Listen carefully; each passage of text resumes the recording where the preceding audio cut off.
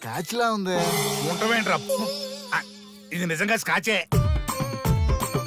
స్వామి ఆ. మేము ఎందుకు పిలిచామంటే ఆగు, నువ్వు అడుగుతుంది వాళ్ళ గురించే కదా. వాళ్ళు జీవితంలో కలిసి ఉండే ప్రశ్నే లేదు నాయన.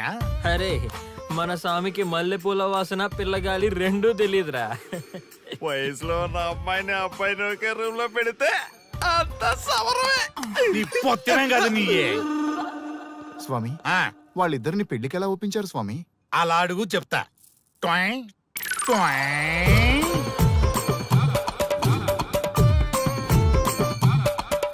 స్వామి, ఏమి? నాకొక బలమైన కోరిక ఉంది స్వామి. ఉమ్, ఆ కోరిక తీరితే చాలు, నా జీవితం ఏమైపోయినా ఓకే. ఆడది ఒక బలమైన కోరిక కోరిందంటే ఎంతటి మగవాడి జీవితమైనా హాం పట్టు. నీ కోరిక నాకు అర్థమైంది బాల. ఎలా స్వామి? స్వానుభవం. ఏదైనా అనుభవంలోకి వస్తే గాని తత్వం బోధపడదు. నువ్వు నాశనం అవ్వాలని కోరుకున్నావంటే నీ మొగున్నో లవన్నో నేలలాకిచ్చాలనే కదా. చాలా కరెక్ట్ గా చెప్పారు స్వామి. ఎంతైనా స్వానుభవ స్వామి కదా. మరే ఎవడో ఆ బలిపశు. ఏమన్నారు స్వామి? అంటే నువ్వు ప్రస్తుతం తీవ్ర కాంక్షతో ఉన్నావు కదా. అది మగ బకరాలకు మాత్రమే అర్థమవుతుంది తల్లి. స్వామి, మీరెవరితో మాట్లాడుతున్నారో నాకు అర్థం కావట్లేదు. వామ్మో, మీ ఆడవాళ్ళు అర్థం కాకుండా అడిగిన కోరికలకి ఎంత జరుగుతుందంటే ఇంకా అర్థమైతే నాశనమే, సర్వనాశనమే. చాలా కరెక్ట్ గా చెప్పారు స్వామి. నాశనం, సర్వనాశనం. ఎంత బాగుందా సౌండ్? ఆ నా కొడుకు సర్వనాశనం అవ్వాలి. యా! అయితే ఆన్నే పెళ్లి చేసుకో.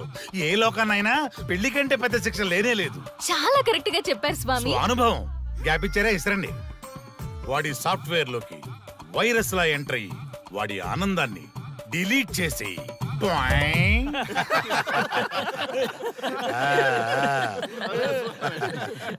స్వామి, నాకు చిన్న డౌట్. ఆడపిల్ల కాబట్టి పడగొట్టేశారు, వాడు మగాడు, వాడిని పడగొట్టారంటే నాకేదో చిన్న డౌట్ స్వామి. నీ ఒక్క డౌటే కాదురా, మీ అందరి కుళ్ళు డౌట్లకి ఇదే నా సమాధానం. అక్కడ చూడండి రా దైదుర్లరా. జై స్వానుభవ. స్వామి స్వామి స్వామి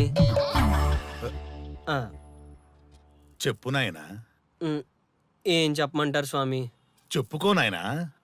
మీ అంత అనుభవం నాకు లేదు స్వామి, కొంచెం నాకు అర్థమయ్యే విధంగా చెప్తారా? అనుభవం గురించి మాట్లాడితే నిన్ను చొప్పుచ్చు కొడతా.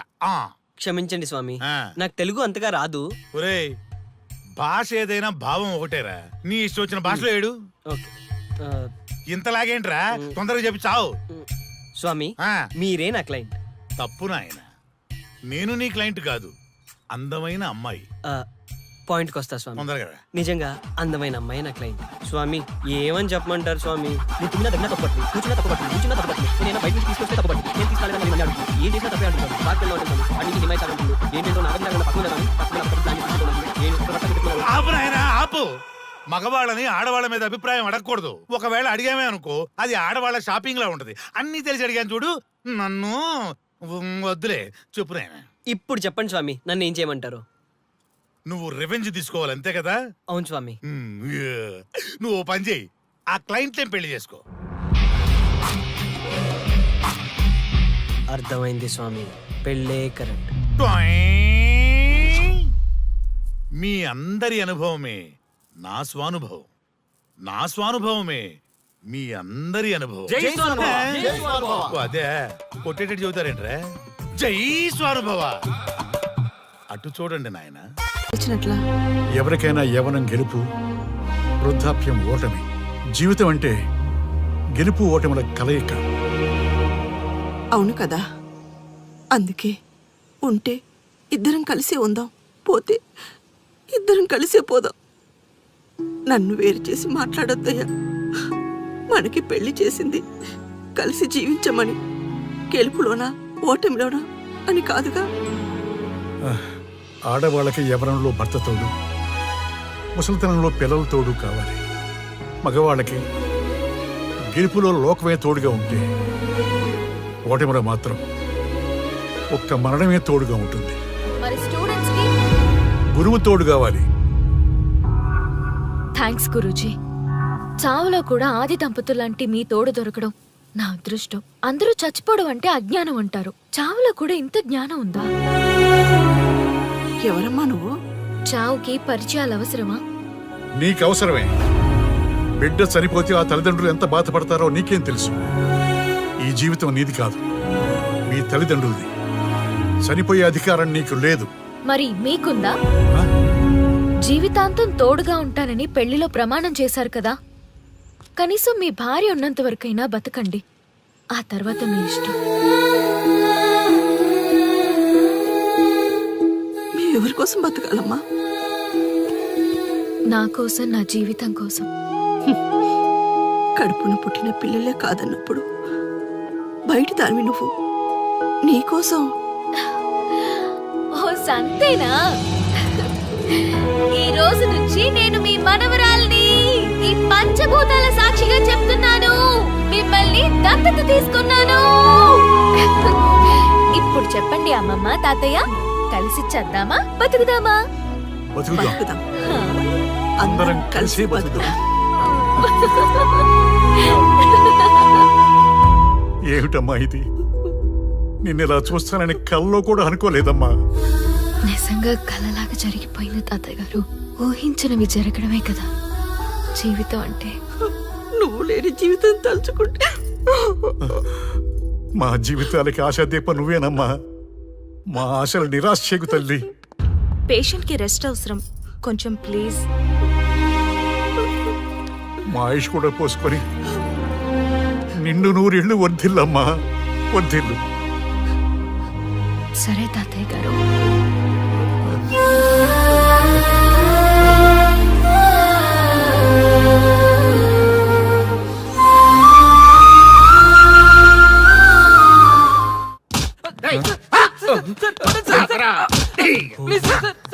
ఒరే అల్లుడు, చిన్నప్పుడు నేను ఎన్ని తప్పులు చేసినా ఏ మాస్టర్ ఈ యాంగిల్లో కూర్చోబెట్టలేదురా.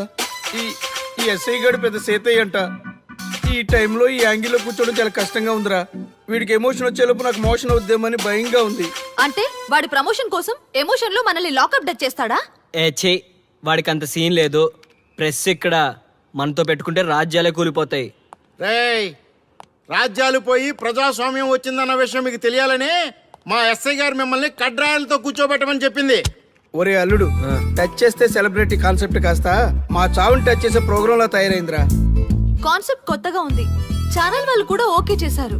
మన ప్రోగ్రామ్ సక్సెస్ అయి సెట్ అవుతుంది అనుకునే టైంకి ఇలా అయిపోయిందేంట్రా? ఫస్ట్ టైం లైఫ్ లో కష్టపడి పని చేద్దామని డిసైడ్ అయ్యాను. నువ్వు ఈ సూసైడ్ ప్రోగ్రామ్ పెట్టి నా ఫేట్ మార్చేసావు కదరా. దేశం కోసం చచ్చేవాళ్ళు ఎవరుంటారు ఈ రోజుల్లో? ఏ 100 ఎపిసోడ్ లోనో తగులుతుంది అనుకున్నాం. ఆ మహాదల్ ఎవరో గానీ ఫస్ట్ ఎపిసోడ్ లోనే శుభం కాటేసింది. ఏయ్ సోదాపండి, ఎస్ఐ గారు వస్తున్నారు.